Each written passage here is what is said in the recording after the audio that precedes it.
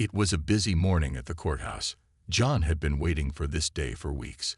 He had carefully prepared for his court appearance, dressed neatly in a suit, and made sure to leave his house early so he wouldn't be late. As he walked through the front doors, he felt a mix of nerves and hope. This was his chance to settle a legal matter that had been troubling him for months. But when John entered the crowded lobby of the courthouse, he was immediately stopped by one of the court officers. The officer, a middle-aged man wearing a stern expression, looked John up and down before speaking. "You'll have to wait outside for now," the officer said, motioning toward the door with a quick wave of his hand. John was confused. "Wait outside? But my court case is scheduled to start soon," he said, trying to reason with the officer. The officer didn't look up from his paperwork as he responded. "There's too many people inside. You can wait outside until we have more room." His voice was firm, as though John was just another person being told to follow the rules. John looked around the bustling lobby, seeing people of all different backgrounds huddled in groups, talking quietly as they waited for their turn. Some were already heading into the courtroom, while others were still checking in with the clerks. There were a few empty spaces in the lobby, but none of them were offered to him. The officer didn't explain why he was being singled out. It seemed as though John was being treated differently. Feeling uneasy, John stepped back towards the door, glancing at the other people who were heading into the courthouse. He could see that some of them weren't being asked to wait outside. They walked right past the officer, without a second glance. The officer didn't stop them, didn't ask them to step out into the cold. John hesitated for a moment, his heart racing. This didn't feel right. He had heard stories before, stories of unfair treatment in places like this, but he never thought it would happen to him. He knew he didn't deserve to be treated this way. After all, he had every right to be in that building, just like anyone else. He turned to the officer again, trying to speak calmly. "I really don't understand. Why can't I stay inside? I'm here for my case." But the officer simply ignored him, not even acknowledging John's request. He gave a slight shake of his head, turning back to his work. Feeling frustrated and powerless, John reluctantly stepped back outside, glancing at the door one last time before the officer closed it behind him. The cold wind hit him as he stepped onto the courthouse steps. He pulled his coat tighter around him and stood there, watching the others come and go, all while he was left waiting alone. As the minutes stretched on, John couldn't help but feel the weight of the situation. The coldness of the air matched the coldness he felt inside. Why was he being made to wait while others walked past? His frustration grew, but he tried to push the negative thoughts aside. He would wait, but this wasn't the end. He would make sure that his voice was heard. As John stood outside the courthouse, the cold air biting at his skin, he couldn't help but reflect on his life and the many times he had felt overlooked, like he didn't matter.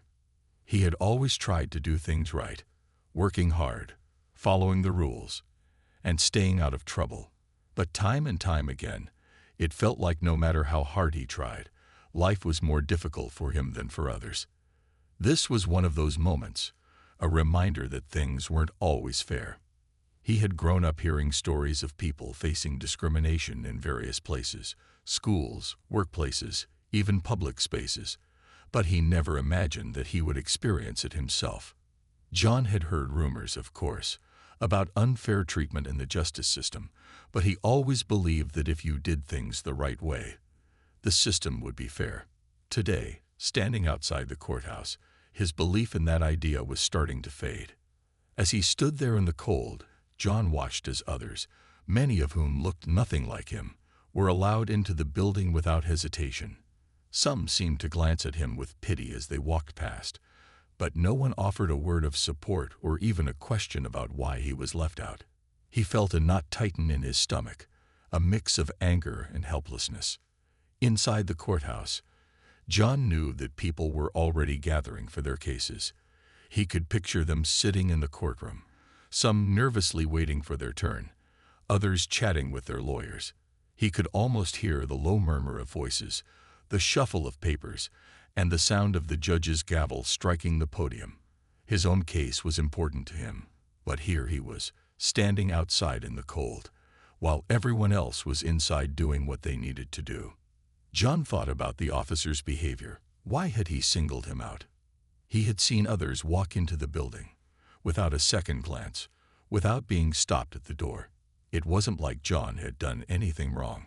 He had simply arrived like everyone else. He had checked in, just as he was supposed to, yet here he was, left outside.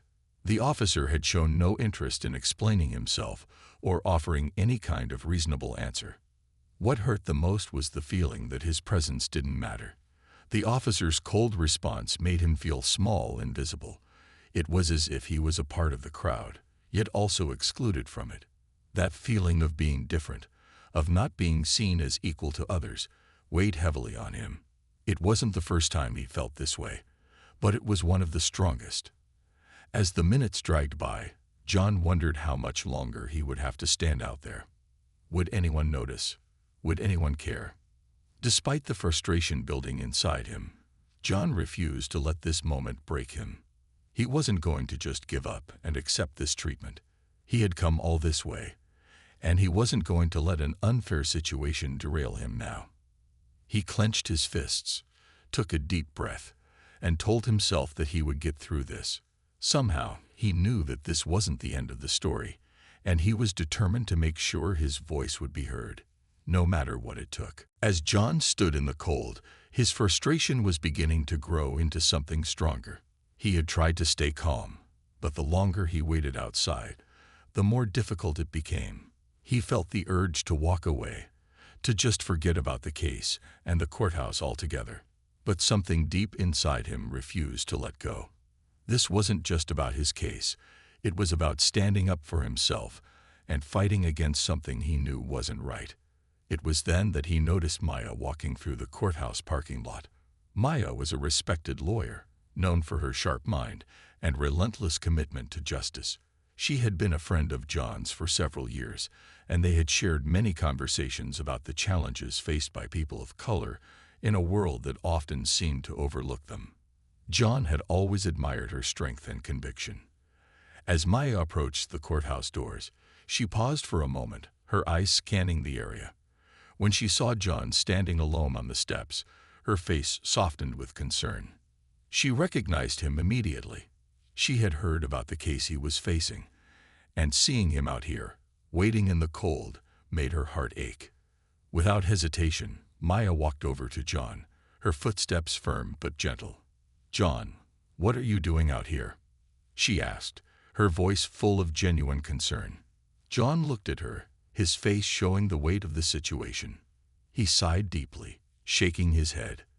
"They won't let me inside," he said quietly. "The officer told me I have to wait outside.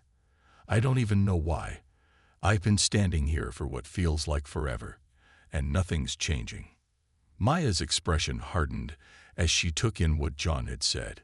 She had seen injustices before, but this was different. John wasn't just waiting for his turn in a crowded courthouse. He was being treated unfairly, and she wasn't going to let that slide. "That's unacceptable," Maya said firmly. "I'm going to talk to the officer. This isn't right." Without giving John a chance to respond, Maya turned and marched toward the courthouse doors. John watched her go, a mixture of hope and uncertainty rising in his chest. He had no idea how this would turn out, but he was grateful that Maya was willing to step in. Maya pushed open the courthouse doors and stepped inside, her presence immediately felt by those in the lobby. The officers, who had been preoccupied with their usual routines, paused as Maya approached the counter. She was known to them, but there was no mistaking the determination in her steps today. "Maya," one of the officers greeted her with a nod. "Is everything all right?" Maya didn't waste any time with pleasantries. "I need to speak to the officer who's been making people wait outside," she said. "There's someone out there right now who's being unfairly treated. I'm not leaving until we get this sorted." The officer blinked in surprise, clearly not expecting such a direct confrontation. "Maya, are you sure?" "Unsure," she interrupted. "This is a matter of fairness, and I won't stand by while this goes on." The officer hesitated for a moment, clearly unsure of how to respond. But Maya's voice was steady and unwavering, and he finally relented, calling for the officer on duty.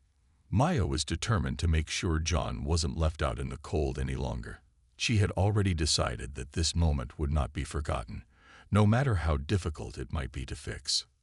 As she turned to head back outside, Maya felt the weight of her decision. She knew that taking this stand could lead to consequences, but it was worth it. This wasn't just about John. It was about creating a better system for everyone. And if that meant confronting uncomfortable truths head-on, then that's exactly what she would do. Maya walked swiftly back toward the door, her determination clear in every step. As she approached the officer, she could feel the eyes of those around her shifting in her direction. People who were waiting for their own cases to be heard started whispering, noticing the confrontation unfolding before them. There was something in the air, something tense. Maya could sense it. She had been in situations like this before, but this felt different. This time, it wasn't just about one person. It was about something bigger. When she reached the officer's desk, Maya didn't wait for him to speak. She was ready, and she didn't have time for pleasantries. "I need to talk to the officer who told John to wait outside," she said firmly. "It's unacceptable." The officer looked startled by her direct approach.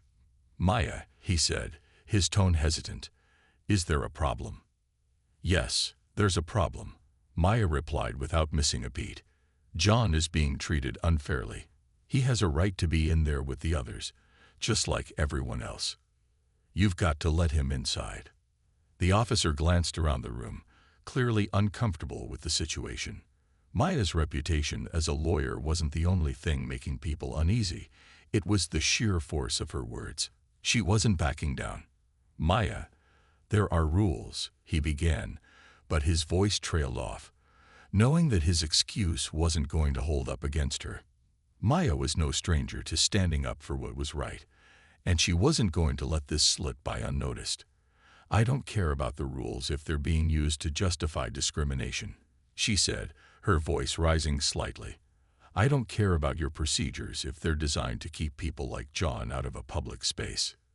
Inside the courthouse, things began to slow down.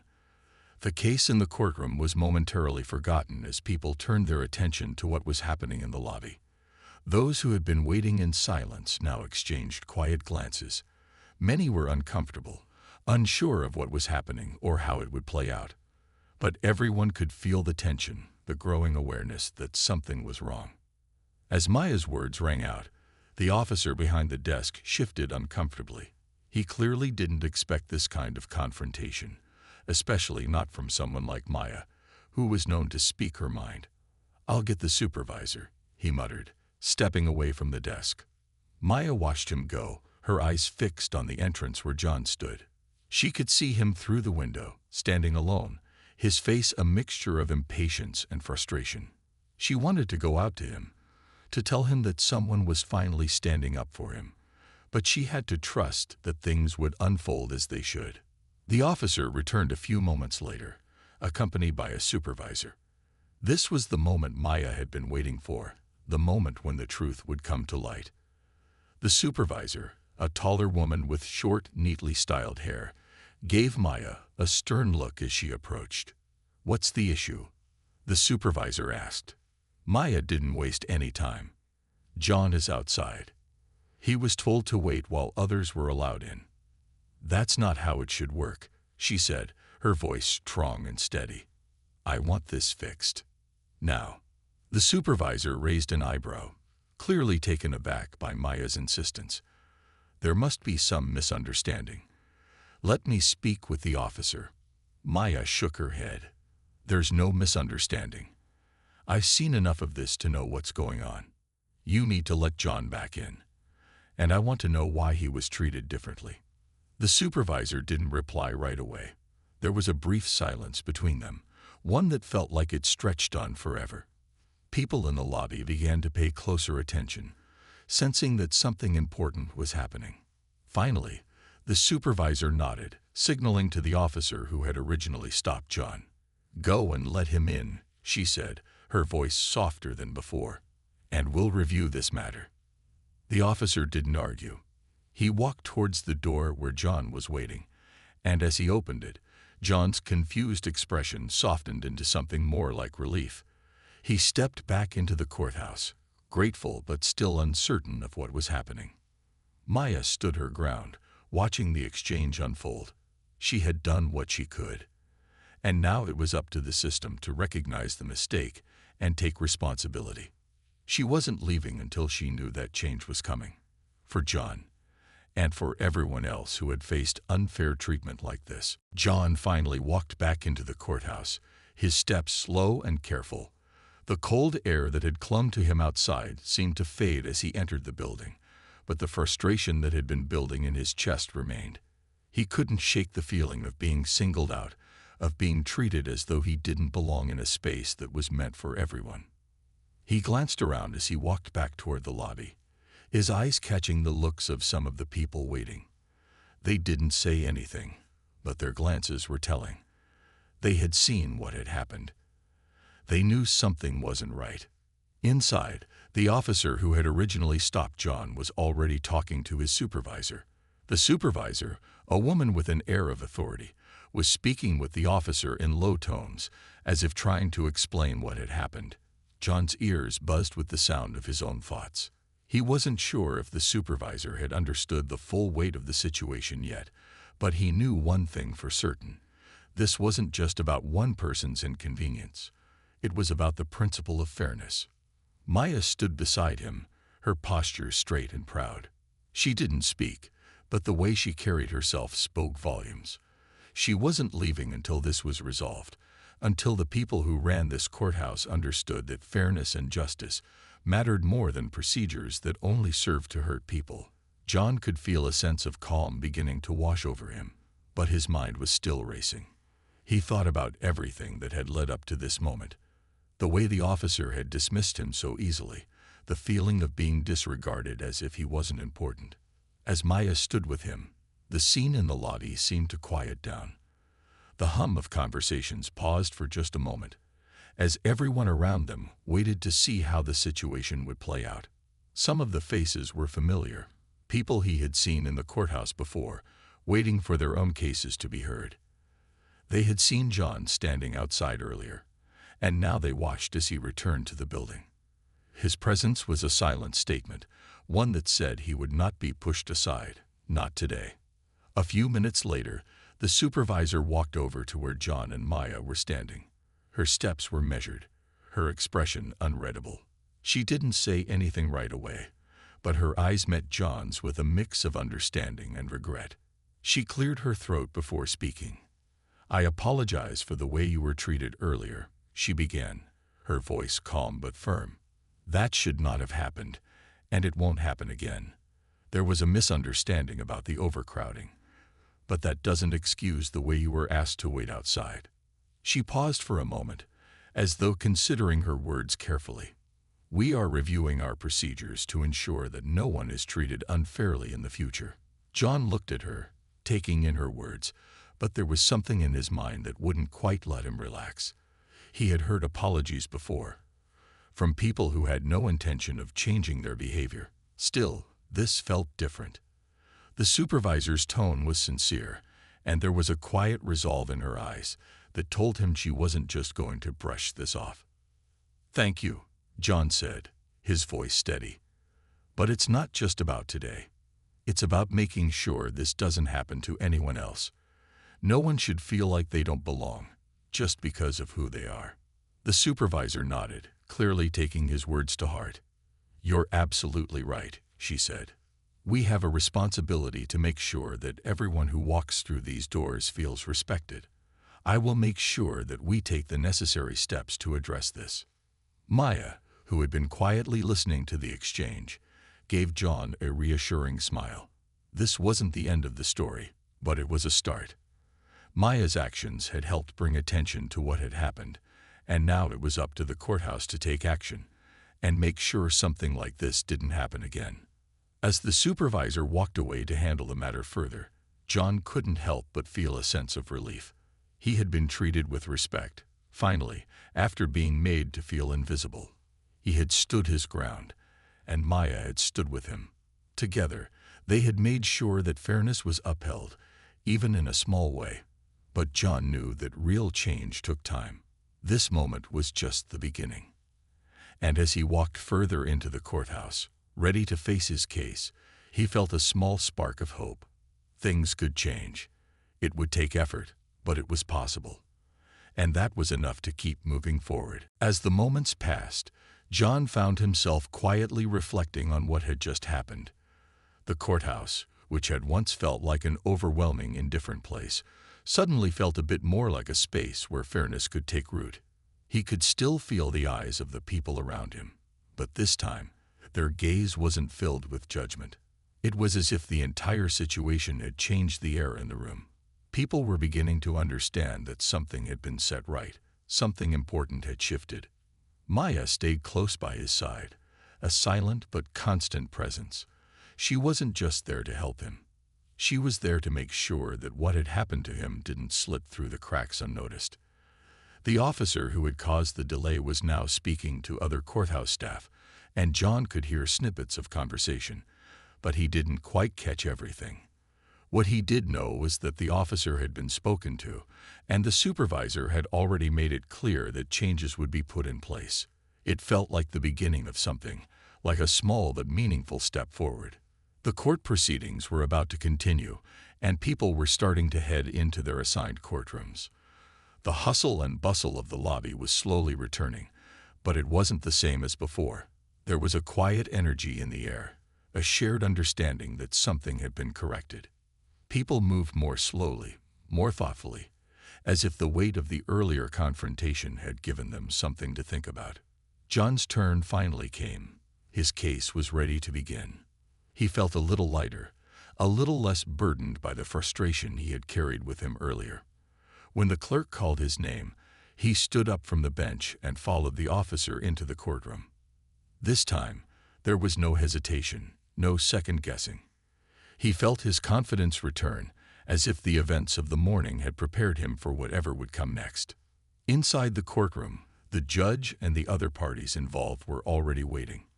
As John walked to the front, he could feel the weight of the room's gaze on him. But this time, it wasn't the same. There was no feeling of being dismissed or unwanted. Instead, it felt like the room had a renewed sense of respect for him, and for what had just taken place outside. He was a part of the process now, no longer standing outside the doors as an outsider, but standing within them, as he should have been all along. The judge gave him a nod, signaling for him to take a seat. Maya, who had quietly followed him into the courtroom, found a place in the back, watching over him. Her presence was reassuring, and it reminded him that he wasn't alone. As the case began, John listened carefully to the proceedings. It was clear that everything was moving forward now, as it should have from the beginning. There were no more distractions, no more doubts. He wasn't just a person waiting to be seen. He was someone who had fought for his right to be there. And he had been heard. The sense of accomplishment was subtle but strong. At the end of the session, when the judge called the case to a close, John felt a weight lift off his shoulders. He had come in expecting one kind of day, one filled with uncertainty and frustration. But now it was over. He had been treated with the respect he deserved, and things were finally in motion. As they left the courtroom, Maya gave him a quiet smile. "You did well," she said. "It's not easy, but you stood your ground, and that's what counts." John nodded, a small but genuine smile spreading across his face. "Thank you. I couldn't have done it without you." Maya shrugged. "Sometimes all it takes is one person to stand up, and others will follow." John knew she was right. Today, it hadn't just been about his case. It had been about standing up for what was right, not just for himself, but for everyone who had been overlooked, ignored, or dismissed.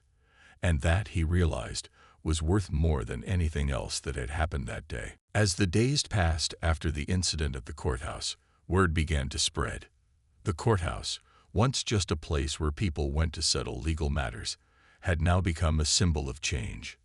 News of John's treatment and the way it was handled rippled through the community. People who had witnessed the event or heard about it started to talk. Discussions about fairness, respect, and the importance of standing up when something isn't right. At first, the conversations were quiet, spoken in hushed tones among a few concerned citizens. But as time went on, the story gathered momentum. News outlets picked it up, and the community rallied around John. It wasn't just about him anymore. It was about the larger issue of how people are treated in places where they should feel safe and respected, and it sparked a movement of awareness. Maya's phone began to ring more often. Her office received calls from local activists, other lawyers, and community leaders. They wanted to know what had happened, how she had stepped in, and what could be done to prevent similar situations in the future. Maya didn't shy away from these questions. She spoke candidly, explaining how important it was to make sure that everyone, regardless of their background, was treated equally under the law. She didn't have all the answers, but she believed that through conversation, education, and commitment, things could be changed. Meanwhile, John's life began to take on a new direction. Though he hadn't expected such a public response, he was thankful for the support. People stopped him on the street to thank him for standing up, for showing the courage to face an unjust situation head-on. It was a humbling experience for him. He had never set out to be an example for others, but now, it felt like his actions had sparked something far bigger than he could have imagined. John found himself reflecting on the past few days. He had been angry and confused when he was made to wait outside, but that anger had transformed into something much more powerful. He had become a part of a larger conversation, one that wasn't just about one courthouse incident, but about something that affected people across the country. As the courthouse made moves to implement new sensitivity training for its staff, John felt a mix of hope and uncertainty. Would it last? Would this be a moment that faded with time? Or would it truly change the way people were treated in places of power? He couldn't say for sure, but he knew one thing. He had been a part of the first step. That felt like a victory in itself. The supervisor who had apologized to him kept her word.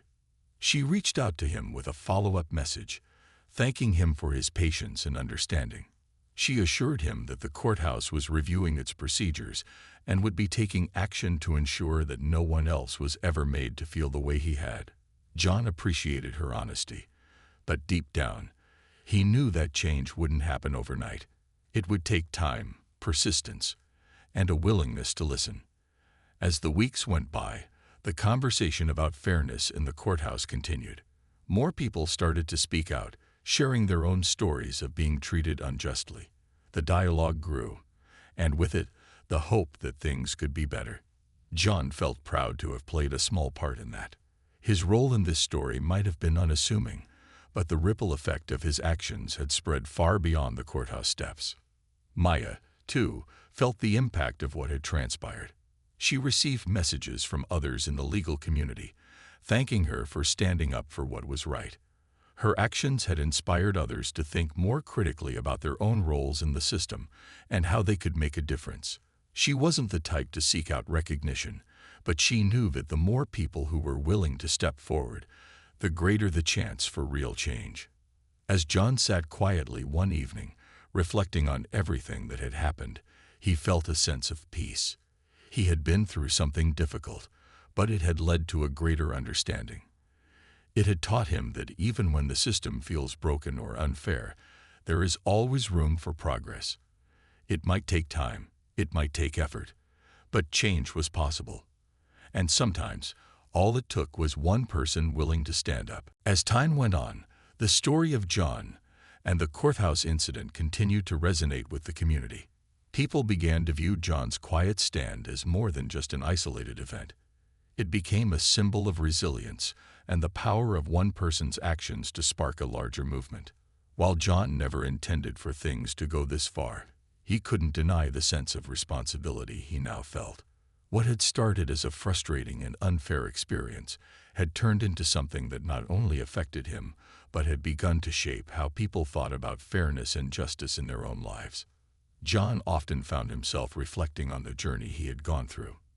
In the beginning, he had been angry, confused, and unsure of what to do.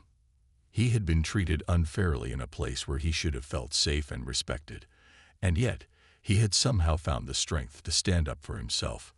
With Maya's help, he had taken that first step, and now that one action had snowballed into something that had changed the conversation in his community.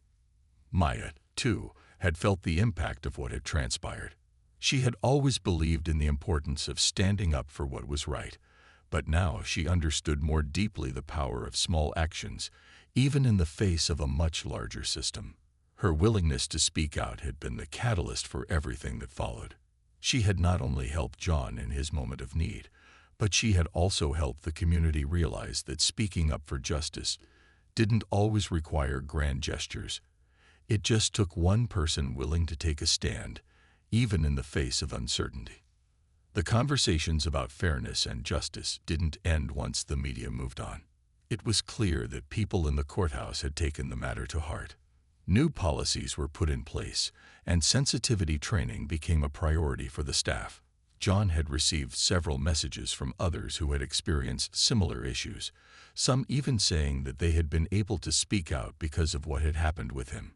He hadn't expected to be a role model, but the realization that his actions had empowered others gave him a new sense of purpose. Still, John knew that change would not happen overnight. There were still many challenges ahead, and the work wasn't finished. The courthouse was a small part of a much bigger system, and there was a lot of work left to do in the world. But he felt hopeful for the first time in a long time. If this one incident could spark so much change, what could happen if more people followed suit? What if everyone who saw something unjust spoke out, just like Maya had done for him? In the weeks that followed, John continued to go about his life, but now he carried with him a sense of quiet confidence. He wasn't the same person he had been when he stood outside that courthouse. He had grown stronger, more aware of his own power, and more willing to stand up when it mattered.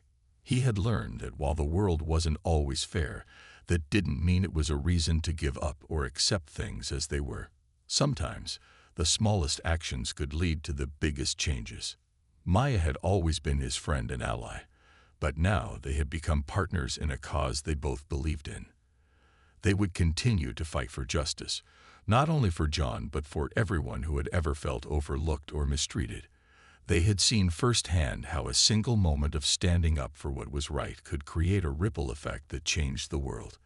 And although their journey wasn't over, John was more certain than ever that the fight for fairness, for respect, and for justice was one worth pursuing, every day, in every place, no matter how big or small. The courthouse had been just the beginning, and now John and Maya were ready for whatever came next. They knew that with persistence, compassion, and courage, change was possible, and they were ready to keep making a difference, one step at a time.